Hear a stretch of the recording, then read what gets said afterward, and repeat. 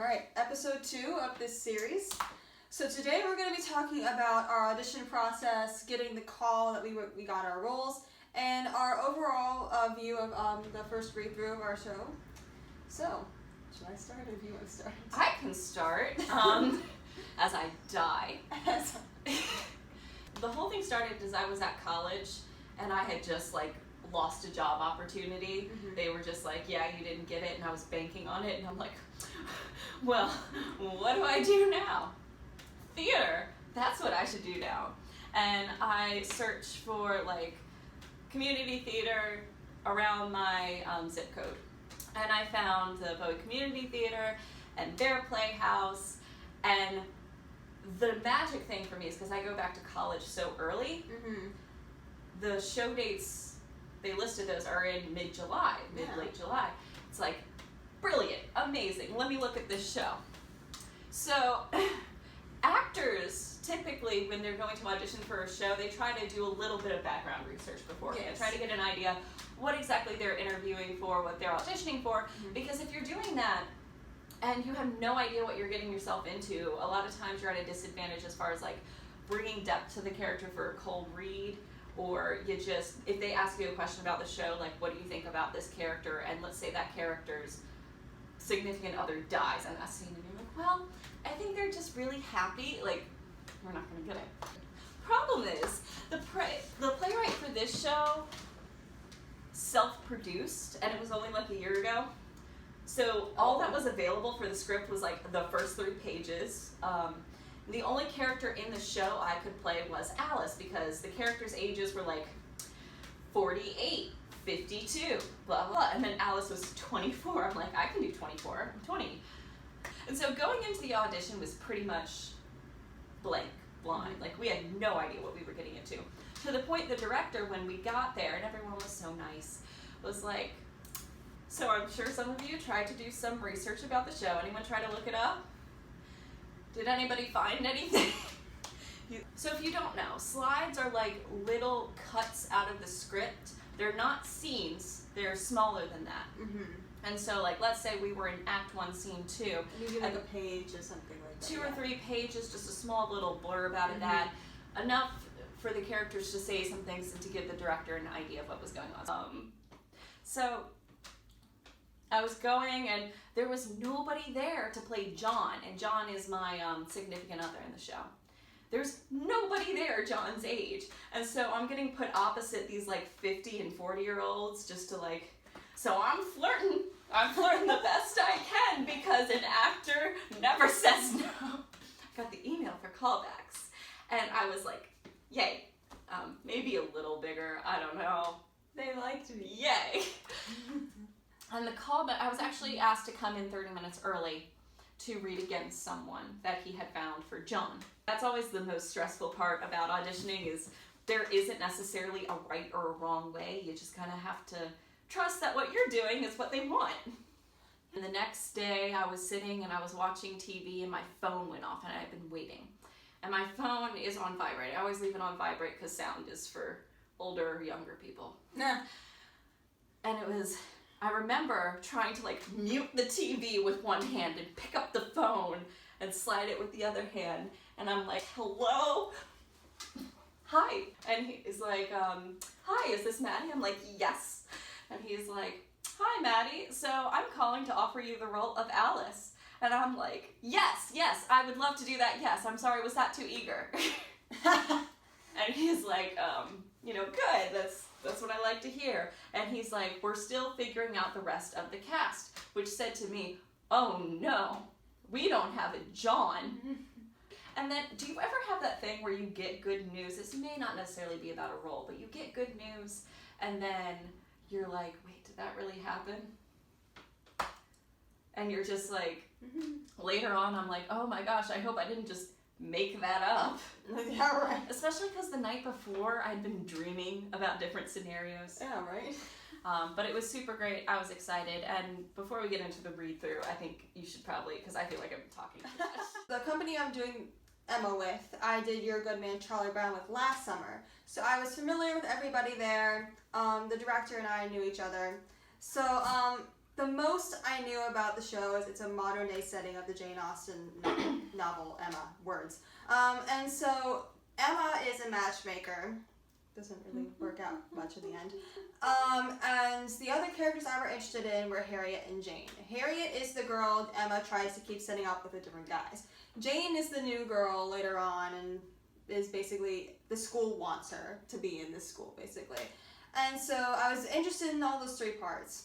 I knew Harriet was very slim because Harriet is supposed to be played by somebody younger, because Harriet's a sophomore, and the other two, I think Jane and Emma are seniors, if I'm correct. I know Emma's a senior, I don't know what Jane is. But that was as much knowledge as I went in with. I think you just read, like, scenes from the show, didn't you? Just the slides. Just the slides, it was a cold read.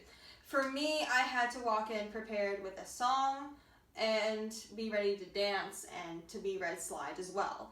So I walk in with a song, Me and the Sky from Come From Away, and that's a song I worked on with my voice teacher this past semester. He said I was good to go with that song, so I was like, great, I trust you with my life, and by my life, I mean my voice. So we're gonna go with that. Same difference, yeah. By the time I get there, auditions have already started. So I'm kind of, making my way in and filling out the paperwork, and I give my stuff to the director. And what happened was they split the people into two groups. So those who had, I think it was like 10 people who had already did their song were pulled aside to go learn the dance. I was part of the second group because I came in a little bit late. So we were finishing up our songs. I go up to sing Me in the Sky.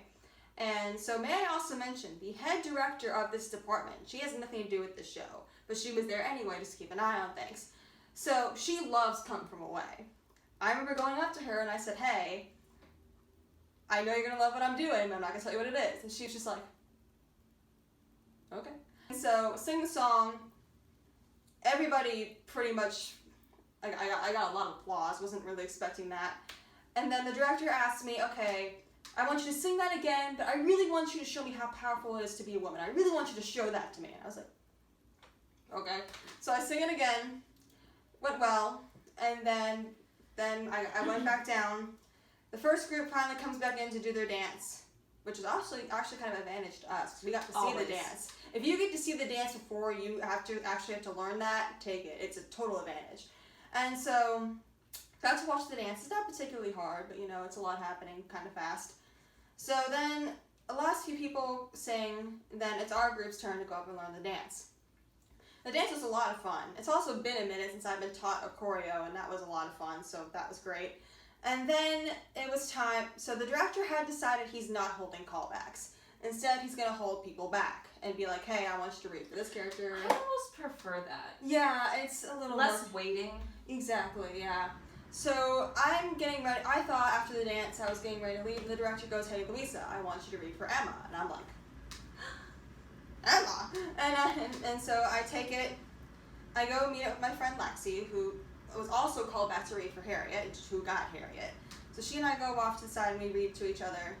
One advantage I had this time that I didn't with Charlie Brown is I had automatic chemistry with some people. Because with Charlie Brown last year, I didn't know anybody. This time I did. So when it was my turn to go up to read, Lexi was reading Harriet and I was Emma. So we had that automatic chemistry, and I remember we finished off the scene, I did something, and the director was like, oh, I liked that ending, that was nice. So then I'm thinking, all right, he's probably gonna send me home. Then he starts holding people back to sing songs for characters. And once again, he goes, I want you to sing for Emma. Don't leave yet. And so the song that he had, it was me and this other girl that were held back for Emma. So the song he wanted us to sing was Man, I Feel Like a Woman. And I also mentioned Emma is a pop musical with songs by other amazing female artists. It doesn't have its own soundtrack. It's pulled songs from other artists. Like Rock of Ages, but... Yeah. Or Mamma Mia. Yeah. Yeah. So I learned the song, and then the director comes up on stage. He's like, all right, you guys are feeling restricted to the music. I want you guys, I don't care if you mess up. He gets on stage. He goes, I want you to show me how great it is to be a woman. Prove it to me. And I'm like, how tall is this guy? Because I just have this image of like this 5'4" guy going like, yeah! He's a couple inches taller than me, like 5'8", I think is his height. I don't remember. His name's Jake, right? Yeah, Jake. Hi, Sorry. Jake. Hi, Jake. I'm so sorry. only good things. So I'm like, great. that well. And then the pianist goes, wait, I have the music on my iPad. He pulls it up. You don't know that song? I didn't recognize it at first. And I was like, I know. Literally, when you are like 5 years old and like your kindergarten boyfriend breaks up with you, like that is the song. See, I didn't have a kindergarten boyfriend. That's probably why. Okay, your kindergarten girlfriend, I don't judge, breaks up, like that is the song that you use to assert your and you don't The pianist lends me his iPad, so I'm like, all right, I know I had a visual what I was gonna do to prove to the director being a woman's great. My problem was I was afraid I was gonna drop this man's iPad, so I'm like walking around like and I'm like, oh god, please don't fall. So after that, that was all that needed to be done for everybody. So he was like, you're good to go. I will probably call you tomorrow. We're not having callbacks, so tomorrow's last round of auditions, I will call you during this time. And I told him, hey, heads up, I'm going to be in a rehearsal for a concert around that time. So if I don't pick up, that's probably why. And he said, well, now that I told you that, you're going to have your phone on you, aren't you? And I said, yeah. So I told my dad, who is the director of this concert that we had the rehearsal for, and I was like, Dad, if I get up at one point, that's probably what it is. He's like, whatever. So, I kid you not, we had just had our lunch break. It's the next day. We had just had our lunch break during the rehearsal. We are going back in to sit down and start rehearsal again. That's when the director decides to call me. Hi, Jake. And the funny thing is, during the lunch break, a lot of the choir members were asking me about the auditioning, because they knew about the audition, and were asking me how it went, how did I feel about it, did I have any characters in mind, stuff like that. And so, I see he's calling me. And so as soon as I get up, a ton of choir members look at me and they go, this is it. Her fate's about to be told. And I'm walking out like, oh god, this guy's about to tell me my fate. So I walk out so we were at one of our choir members' house. And he had a gorgeous balcony with a really gorgeous view. So I thought, what better place to be told you got cast on a balcony, right? So keep in mind, I hadn't been in a show on stage in a year. Sure, I had characters I was interested in, but ultimately, I just wanted to be on stage again because I missed it, and I know you can relate to that. Yeah. So I go outside, I pick up the phone, and I'm like, hey, and then the director goes, hey, you want to play Emma? And I'm just like the lead title role Emma. And he's like, yes, the lead title role Emma, and I'm like. And then all of a sudden the director just goes, so, do you want it? And I'm like, oh my god, yes, sorry, yes, I'll take the role. I'm in a rehearsal right now, so I will call you back. So I go back into rehearsal, there's a little door opening, and so the choir can see me. And I walk back in, and immediately choir members are looking at me, and they're like, and I'm like, don't pay attention to me, pay attention to my father! See, because I'm in the place in the show now where we're working on, like, the kissing scenes and stuff. Oh, that's fair. Which I've talked, that can be an episode for another time, We'll like talk about stage that chemistry. Yeah. Because that was a point you brought up that was really valid, is like sometimes your stage chemistry will make or break if you get a role, which is part of the reason why I was bringing it on with all these 40-year-old men, because, like, if that's who if I want the... Anyway.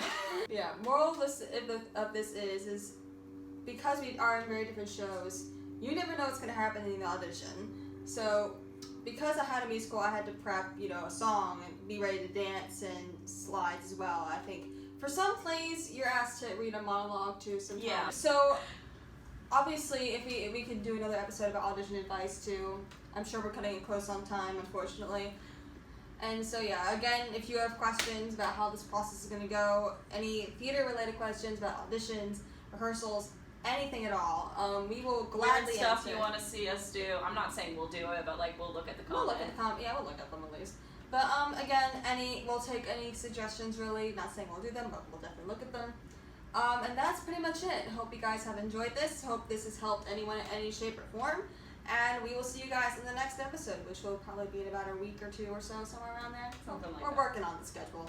But yeah, we'll see you all guys soon. Wow, I can't talk. Thanks for hanging out, guys. Bye.